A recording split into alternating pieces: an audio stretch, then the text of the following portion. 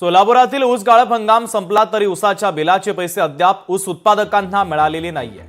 तर साखर कारखानदारांनी डिसेंबर पासून गाळप झालेले ऊसाची बिलं शेतकऱ्यांना अद्यापपर्यंत अदा केली नाहीत। सोलापूर जिल्ह्यातील साखर कारखान्यांनी 700 कोटी रुपयांची एफआरपी थकवलेली आहे। शेतकऱ्यांची एफआरपी थकवल्यामुळे त्या 1 मार्च नंतर शेतकरी संघटनांनी आता आक्रमक भूमिका घेण्याचा इशारा दिलेला आहे।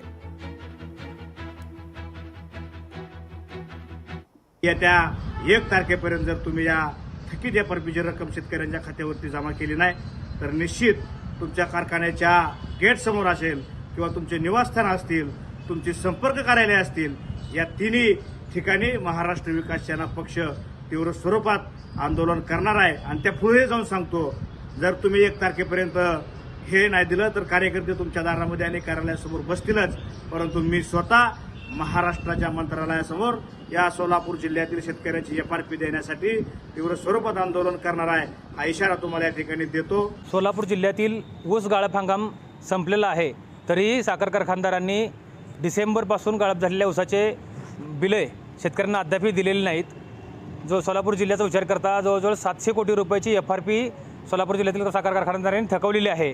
स्वाभिमानी शेतकरी संघटना या थकीत एफआरपीसाठी 1 मार्चनंतर आंदोलन करणार आहे, असा मी इशारा दिलेला आहे। जर 1 मार्चपर्यंत सर्व शेतकऱ्यांची ऊस बिले जमा नाही झालीत तर स्वाभिमानी शेतकरी संघटना रस्त्यावर उतरून आंदोलन करेल।